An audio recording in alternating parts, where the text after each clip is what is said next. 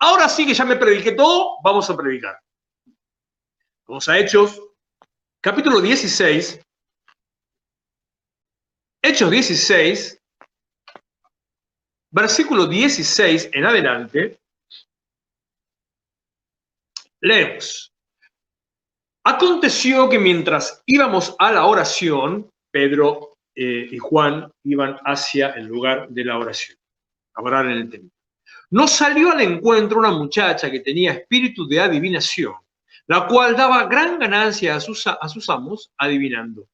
Esta mujer, siguiendo a Pablo, yo dije, Pedro, a Pablo y a nosotros daba voces diciendo, por algo dudé, estos hombres son siervos del Dios Altísimo, quienes les anuncian el camino de la salvación.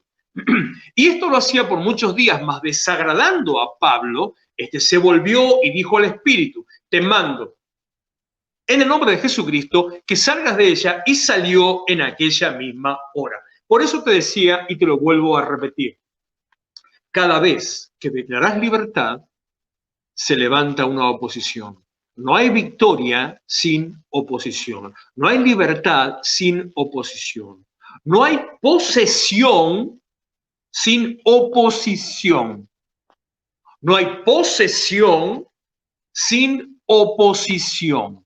¿A qué me estoy refiriendo? No estoy hablando de posesión demoníaca. Cada vez que vos te plantás en un lugar, como te dije antes, plantás bandera y eso incomoda al lugar alrededor, vos te plantás en un lugar, eso genera una consecuencia alrededor y el ambiente espiritual reacciona. Acá iba Pablo con la comitiva, iban hacia el templo para orar, y una muchacha con espíritu de adivinación, o sea, endemoniada, una muchacha los empieza a hacer un scratch, lo que estaba haciendo literalmente es un scratch. Y empieza a dar, estos son siervos del Dios Altísimo. Cuando vos tomás tu lugar, cuando vos declarás libertad, empezás a ser expuesto. Empezás a estar a la vista. Hace meses que les vengo diciendo, entramos a un tiempo en que la iglesia se pone como vidriera, en que la iglesia se pone en una posición más alta, en que la iglesia se pone para ser vista de los demás, para que los demás miren a la iglesia y sepan hacia dónde tienen que dirigirse, como le estoy diciendo ahora. Pero la exposición trae como consecuencia también la acusación. Cuando vos estás en un lugar de exposición, te tiran un tomatazo, te señalan, te acusan, te escrachan, te critican, te atacan. Es muy fácil estar en lo oculto, es muy fácil no ser atacado. ¿Recuerda la situación con el cantante Julio Melgar? O Melgar, como le dicen algunos, no sé. El hermano murió, creo que hace un año ya, partió con el Señor. Consecuencia de creo que un cáncer de páncreas, no estoy exactamente seguro de qué se trató. Y fue un proceso largo, un proceso doloroso, llegó una agonía en la última aparición en público, de la cual sale la canción Cuerdas de Amor. Yo le soy sincero, es una canción que me encanta, pero no la puedo escuchar cantada por él, porque es un hombre que está agonizante. Me hace mal, no la puedo escuchar cantada por él. Cuando la canta otro está espectacular. Pasó un proceso complejo. Y los cantantes cristianos hicieron un evento especialmente dedicado para orar por Julio Melgar, y se reunieron todos, ¿no? Lo loco de ese evento fue que unió incluso a cantantes cristianos que estaban peleados entre sí. ¿Se sorprende? No, también son de carne. Sí, también tienen enemistades. Sí, también tienen rivalidades. Sí, también, como dice la palabra del Señor, veo que entre ustedes hay divisiones. Sí, también las hay. Que yo no me hablo con aquel, que si está aquel yo no aparezco. Les cuento para que a usted se le caiga también una careta, no de parte suya, sino de parte nuestra. Entre los pastores también pasa lo mismo. Si está ese, yo no voy. Si habla ese, yo me retiro. Lamentablemente. Prevalece la carne antes que prevalecer el espíritu. Bueno, gracias a eso, muchos cantantes que estaban enemistados se juntaron para cantar todos juntos, hacer una presentación a favor y orar por Melgar. Y en esos tiempos, una cantante, Cristín de Clario, que hizo una oración muy particular, muy antibíblica realmente. Dijo, entre otras cosas que dijo, oraba por la sanidad, declaraba sanidad, declaramos que está sano, qué sé yo, en nombre de Jesús, y dijo esto: No aceptaremos un no por respuesta, cosa que está totalmente fuera del foco espiritual. O sea, ¿quién sos vos para decirle a Dios que no vas a aceptar lo que Dios disponga? Pero no la estoy criticando, voy a este punto. Se levantó un montón de voces de crítica, se levantaron un montón de los guardianes de la sana doctrina a atacar a Cristín de Clario. Y yo lo resumí en esta expresión. Cristín de Clario es cantante, no es pastora, no es predicadora, no es maestro de la palabra, es cantante. Entonces, ¿por qué le damos tanta autoridad a algo que diga en su emoción carnal? Que lo hizo delante de cientos de miles de personas a lo largo del mundo. ¿Acaso ninguno de ustedes en sus iglesias nunca oró por alguien declarando sanidad y la persona no se sanó o incluso la persona murió? Pero claro, haciéndolo adentro de la iglesia, nadie se entera, solamente los de la iglesia. A ella le tocó animarse, como Pedro, parado delante de 5.000, le tocó exponerse. Y al exponerse quedó expuesta, quedó tomateada, quedó criticada, quedó escrachada de todo. No existe exposición sin oposición y sin acusación. No existe posesión sin oposición. Y acá me detengo para que vos tomes una decisión. ¿Qué vas a hacer en tu vida? ¿Qué decisión vas a tomar en tu vida ante la posibilidad de tomar posesión de un lugar espiritual, de un lugar de bendición, de un lugar de conquista, de un lugar de avance, que tu casa esté mejor, que seas prosperado y bendecido, que estés mejor económica y físicamente, que esté mejor tu familia, de ver bendición alrededor, pero con conflictos? ¿Qué vas a hacer? ¿Qué vas a preferir? No. Quiero ser mediocre sin conflicto, o quiero ser bendecido a pesar del conflicto. Es una decisión que vos tenés que tomar. Y en base a la decisión que, si tuviéramos cara a cara, esperaría las respuestas. En base a la decisión que tomes, a la respuesta que des, entonces seguimos con la conversación. En base a esa decisión, seguimos con la conversación. Porque hay una verdad en la palabra del Señor, que está en el libro de Santiago, en la carta de Santiago, que dice: resistan al diablo, porque él huirá. El ataque, la oposición, la acusación, el escrache, la mentira, no es permanente, es por un breve tiempo. Como dice también en la carta de Pedro, por un breve tiempo. Esta leve tribulación momentánea, por un poco de tiempo.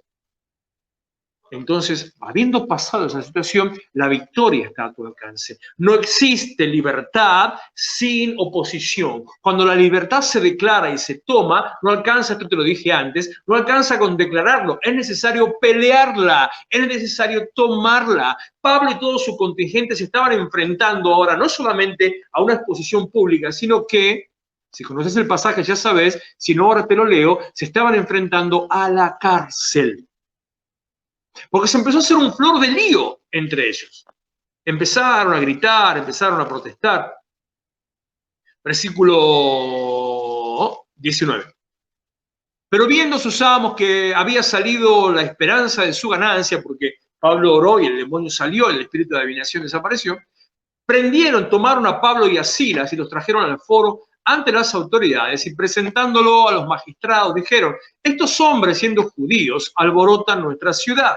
Exposición pública, acusación pública, crítica pública, escrache público. ¿Cómo hicieron en estos tiempos? Como escribió alguien hace un tiempo en un comentario, ¿por qué no se dedican a alimentar a los pobres en vez de estar sacándole plata a la gente? ¿Cómo hizo la iglesia en momentos de crisis para estar edificando? Bueno, no edificando, para estar arreglando. ¿Cómo hizo para hacer ese cartel, para hacer ese escenario? No lo hizo la iglesia, lo hizo Dios, el Señor de la iglesia. Estás expuesto, sos señalado, la gente te mira. El día que estábamos colocando el cartel, que los muchachos colocaron el cartel, estaban todos los vecinos alrededor. Miraban, algunos de frente se ponían así, todos miraban. Algunos habrán pensado, como sacamos el cartel de enfrente casi un mes antes, habrán pensado: la iglesia se fundió. No, señor. La iglesia no solo no se fundió, sino que la iglesia, que es iglesia de Cristo, casa de Dios y también puerta del cielo, la iglesia estaba siendo macerada para ser bendecida y ser prosperada. Y le estamos preparando para el Señor un lugar de gloria, un lugar de honra, del cual vos sos parte, y también sos responsable de lo que se está haciendo. Presentándolos a los magistrados, dijeron estos hombres, siendo judíos, alborotan nuestra ciudad y enseñan costumbres que no nos es lícito recibir ni hacer, pues somos romanos. Enseñanza del judaísmo, nada más. Y se agolpó el pueblo contra ellos y los magistrados rasgándose las ropas. Qué raro los políticos haciendo esos grandes actos así públicos para la foto, ¿no? Y los magistrados, rasgándose las ropas, ordenaron azotarles con varas. Después de haberles azotado mucho, los echaron en la cárcel, mandando al carcelero que los guardase con seguridad. Y mira lo que dice el versículo 24, el cual, recibido este mandato de guardarlos con seguridad, los metió en el calabozo de más adentro, el más profundo. Las cárceles romanas tenían una particularidad. Estos romanos eran era gente tenebrosa, los romanos. Eran un poco morbosos. ¿Cuál era la particularidad de las cárceles romanas? Se cavaban inclinadas, en pendiente. Estaba como cuando usted va al subte, la línea A está acá, la línea C está acá. Bueno, la línea C te sofoca, te falta el aire, hay unas barandas, hay un olor a todo. La línea A corre aire, está fresco. Bueno, el calabozo de entrada era ventilado. El calabozo del fondo, papito. El calabozo de entrada estaba todo ahí a la vista del mundo. El calabozo del fondo, los restos escatológicos de los del primer calabozo, o sea, el baño del primer calabozo caía por los pisos hacia el fondo. Todo iba al fondo. La peor de las condiciones, la peor de las humedades, la peor de las oscuridades, un lugar tenebroso, un lugar apestoso, un lugar repugnante, un lugar lleno de ratas, alacranes, inmundicia, oscuridad. Ahí pusieron los magistrados a Pablo, a Silas y al resto de los que estaban con ellos. Los llevaron a un tiempo, a una situación de hostigamiento, de opresión. 5 meses casi llevamos de hostigamiento y opresión. 5 meses de que nos tengan arrinconados. 5 meses donde no se nos permite ni siquiera reunirnos de ninguna manera. Cuando escucho el spot publicitario del gobierno, y sí, voy a decir una palabra en contra de una decisión gubernamental. Sí lo voy a hacer. Cuando escucho ese spot publicitario diciendo no haga reuniones familiares. Señor, ¿con qué autoridad y quién sos vos, aunque seas gobierno, para decirme que yo no me reúna con mi familia? ¿Quién sos vos para decir están prohibidas las reuniones familiares? A ver, dice el presidente, no señor, no tiene autoridad para meterse en la vida privada de las personas. Porque la Constitución Nacional, en su artículo 14, dice que la vida privada de la gente está reservada a Dios. Estoy resumiendo lo que dice el artículo 14. Sí, hola, la Constitución Nacional habla de Dios. Sí, la Constitución Nacional menciona a Dios. Aunque los políticos se olviden, la Constitución Nacional menciona a Dios. Ahí estamos, encerrados, hostigados, oprimidos, algunos en oscuridad, algunos ya envueltos en muerte, envueltos en dolor, envueltos en dolor, envueltos en angustia. Y termina el versículo 24, y les aseguró los pies en el cepo. ¿Saben lo que es el cepo, no? Como un broche de la ropa grande, con 2 agujeritos, los pies ahí, las 2 tablas que caen, no te podés mover. Quedás encerrado, estás atado, estás ahí limitado. No podés cruzar la vereda, no podés ir al otro bar, no podés subirte al auto, no podés viajar en el colectivo, estás limitado, te pusieron un cepo. Pero Dios sigue estando por encima de los planes de los hombres, si vos sos capaz de haber tomado la decisión de elegir la posesión antes que la aflicción. Y recordad que en la tierra de aflicción Dios te prosperó. Entonces, si Dios te prosperó en la tierra de aflicción, ¿te vas a quedar dudando por la aflicción que estés viviendo? Si hoy no te alcanza para lo que quisieras, pero no te falta, ¿te vas a empezar a negar o a protestar por lo que Dios supuestamente no hace? Si estás viendo que estás mejor que otros, vas a ponerte a criticar, vas a renegar de Dios, el cual hasta hoy ha sido fiel, el cual hasta aquí te ayudó y que lo va a seguir haciendo y te va a seguir ayudando. Iglesia, con esto mirad, dice una vieja canción. Fija tus ojos en Cristo,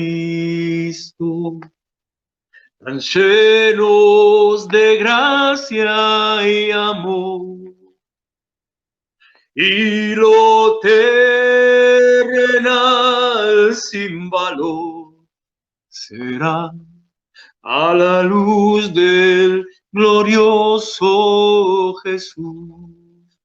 ¡Wow! Fija tus ojos en el Señor. Y cuando fijas tus ojos en el Señor, las cosas terrenales realmente cambian su valor. Las resignas, les cambias el valor. Resignar no quiere decir que ya no las querés tener. Les cambias el valor. Vale más lo que Dios me está dando. Entonces, cuando vos haces eso, ya no te estás preocupando por lo de alrededor, te preocupas por Él. Se activa el principio de Mateo 6:33, que dice, busquen primeramente el reino de Dios y su justicia, y todo lo demás le vendrá. No lo busques, busca a Él, y todo lo demás te viene. Enfócate en Dios. Pone tu meta, tus ojos en Dios. Pone tu foco en Dios. Y lo terrenal sin valor será a la luz del glorioso Jesús. Y la abundancia y la provisión viene, porque Dios sigue siendo bien. ¿Dónde me quedé en el 24, versículo 25? Pero a medianoche,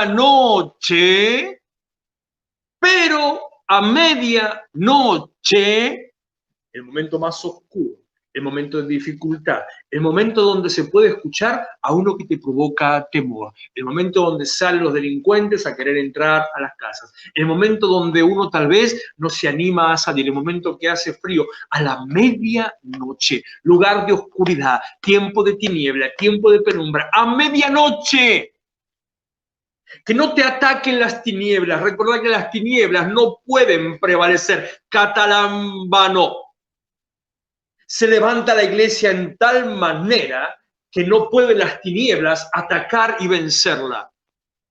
Las tinieblas no prevalecen, prevalece siempre la luz. Así alumbre tu luz delante de los hombres para que sean vistas vuestras buenas obras y así glorifiquen al Padre que está en los cielos. A medianoche, cantando, orando, Pablo y Silas cantaban himnos a Dios y los presos los escuchaban. Cuando en medio de la aflicción vos levantás una voz, cuando en medio de la aflicción vos haces conocer tu voz, cuando en medio de la aflicción vos tomás tu lugar, cuando en medio de la aflicción vos tomás posesión del lugar donde estás, cuando no te detenés por la aflicción, sino que avanzás para tomar la libertad, generás un cambio ambiental. Cambiás el clima del lugar donde estás, como te dije el martes a la mañana. ¿Viste el frío que vino? Ese frío, eso es consecuencia de nuestra oración, porque ese frío se va. Generás un cambio, pero tenés que avanzar, tenés que mantenerte. Dice Josué, capítulo 6, versículo 20, y después volvemos a Hechos 16. Esto es inmediatamente el momento, que lo dijimos el lunes, el momento en que todo el pueblo gritó. Bueno, ahí dice, y los sacerdotes tocaron las bocinas, las trompetas, y cuando el pueblo hubo oído sonido de, perdón, de la bocina, gritó con gran vocerío, ¡hay libertad en la casa de Dios! ¡Hay libertad en la casa de Dios! Empezaron a gritar, ¿y qué pasó? Y el muro se derrumbó. Una iglesia unida, una iglesia, déjalo ahí, una iglesia con un propósito. No, dejar lo que sí. Una iglesia con un propósito, una iglesia enfocada, una iglesia determinada. El muro se derrumbó. Lo que Dios dijo que iba a pasar, eso pasó. E inmediatamente el pueblo subió, una vez que el muro se derrumbó, el pueblo subió. Estoy buscando. El pueblo subió, se metió a la ciudad y avanzó derecho hacia adelante. No miró para atrás. No miró para atrás, no miró a los costados, no se sacudió no quiso retroceder, no pensó, ay, estará bien lo que estoy haciendo. El pueblo avanzó derecho hacia adelante y la tomaron. Escuchá, primero el muro cayó, después tomaron la ciudad. La ciudad que antes de que el muro caiga, Dios dijo que se la había entregado. No te conformes con que el muro se haya caído. Avanzá derecho adelante, tomá la ciudad. 21. Y cuando tomaron la ciudad, destruyeron a filo de espada todo lo que en la ciudad había. Hombres, mujeres, escucharon ese...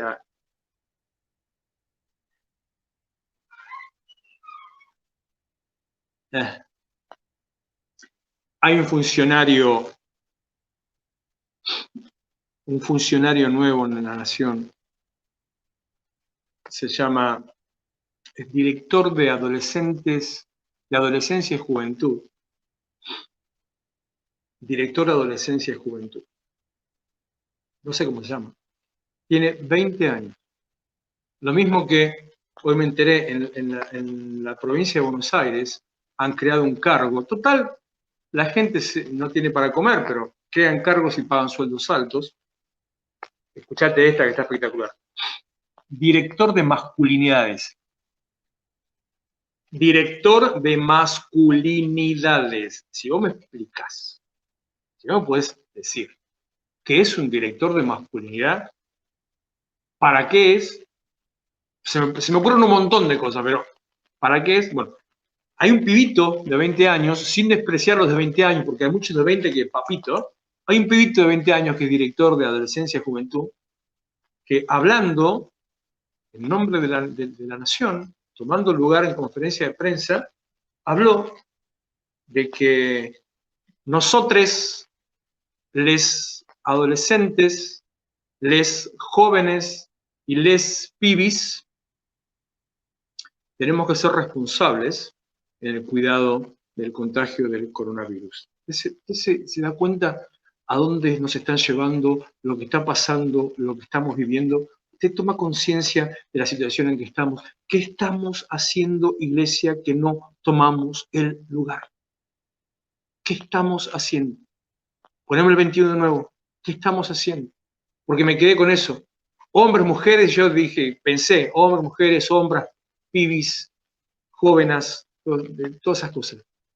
¿Qué estamos haciendo? Que no generamos un cambio. Destruyeron a todo lo que en la ciudad había. Hombres, mujeres, jóvenes, viejos, hasta los bueyes, ovejas y asnos. No dejaron nada. ¿Qué quiere decir esto? Arrasá con todo. No tengas contemplación de cualquier cosa que se oponga al propósito de Dios en tu vida. Sácalo del medio. Que nadie te distraiga. Hoy uno de los devocionales de mi discípulo decía que nada te distraiga, que nada te saque del foco, que nada te haga perder tiempo. Sé un hombre, una mujer, una persona determinado en tu convicción. Sé iglesia, hace la iglesia, sé la piedra viva que edifica la casa de Dios. Avanzá firme hacia adelante. No alcanza con que haya caído el muro. Tenés que tomar la tierra en posesión. Y la tierra solo se toma de una manera: marchando. Se me viene otra del año de Matusalén. Marchando va. ¿Cómo era aquella esa que decía marchando va? Bueno, ya te vas a acordar, me lo vas a escribir. Algo de marchando va era. Sigo en lo que estaba, sigo en lo que te decía. Volvemos a Hechos, que ya terminamos con esta palabra. Entonces, orando a medianoche, sobrevino de repente un gran terremoto, de tal manera que los cimientos de la cárcel se sacudían, y al instante, y espera ahí, se abrieron las puertas y las cadenas se soltaron. Cuando vos tomás la determinación, la tierra se conmueve, no queda quieto el ambiente espiritual.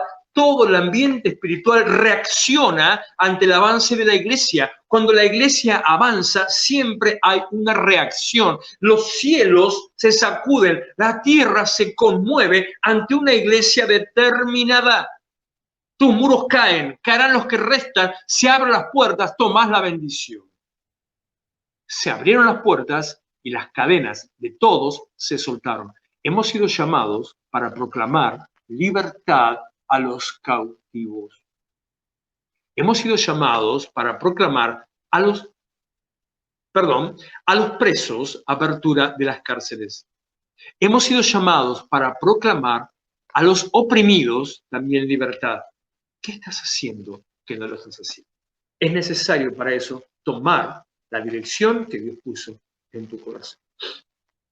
Versículo 27. Despertando el carcelero y viendo abiertas las puertas de la cárcel, sacó la espada y se iba a matar, pensando que los presos habían huido. Pero Pablo clamó a gran voz, un hombre determinado, un hombre pequeño en estatura, pequeño en tamaño, pero un hombre de un carácter que se las traía. Un hombre que dijo, no señor, estando preso, siendo preso, dijo, no señor, se levanta contra el carcelero, no te hagas ningún mal, estamos todos acá, no nos fuimos.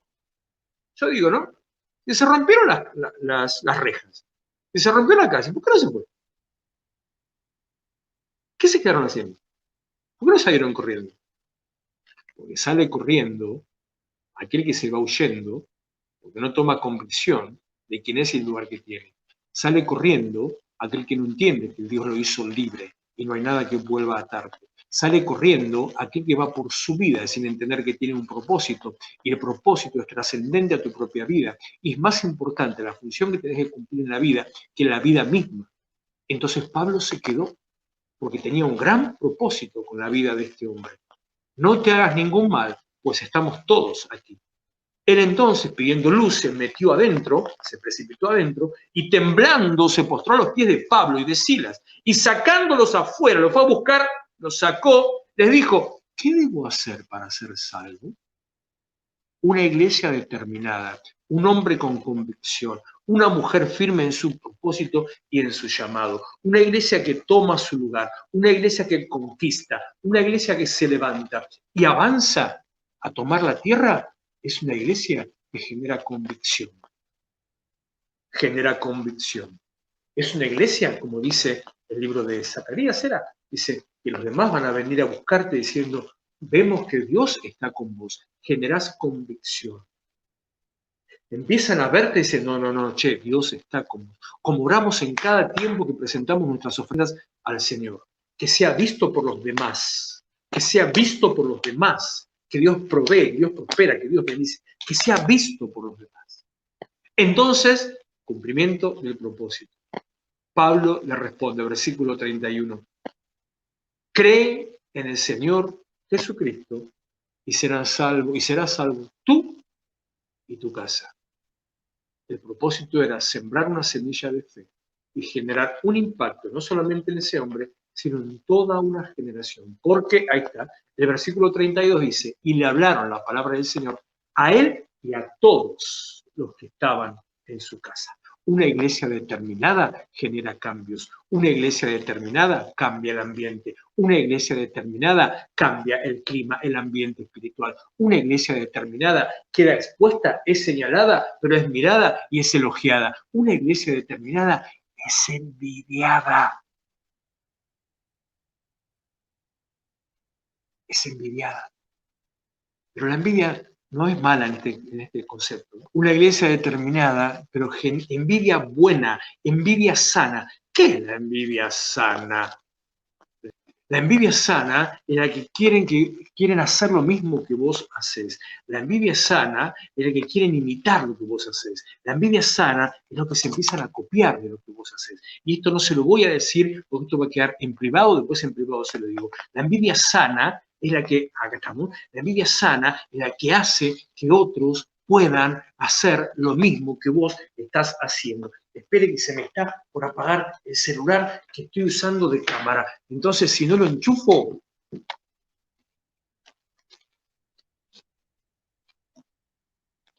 vamos a quedar ahí, vamos a desaparecer.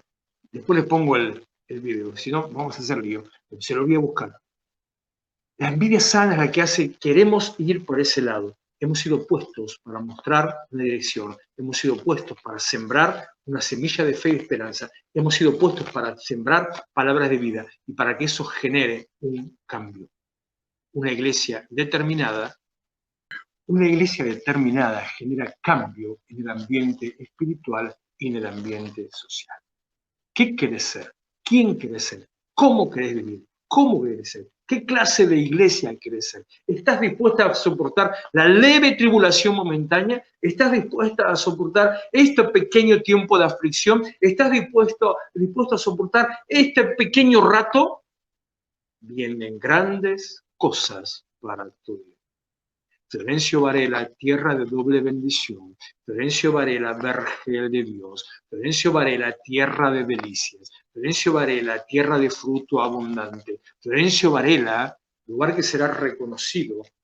Recuerdo que teníamos un proyecto con el intendente, después por cuestiones políticas quedó de lado, pero teníamos un proyecto que era de hacer un congreso evangélico cristiano en la ciudad para atraer incluso a otras iglesias a la ciudad, para presentar un congreso como lo que se hacen de grandes maneras, y que Florencio Varela sea conocida. El intendente habló de eso así, que Florencio Varela sea conocida internacionalmente. Dijo, wow, me gustó la idea. Ahí quedó medio encajonado, pero seguramente tendremos tiempo de volver a presentar. ¿Qué le parece si nos ponemos en manos del Señor, presentamos nuestra vida delante del Señor, le entregamos al Señor nuestra carga, nuestro corazón, antes que se me apague el celular, que sigue bajando la batería? Por las dudas, por si se llega a cortar, voy a preparar la otra cámara, porque es muy posible que se me corte en este momento, y nos presentamos en oración. Oramos.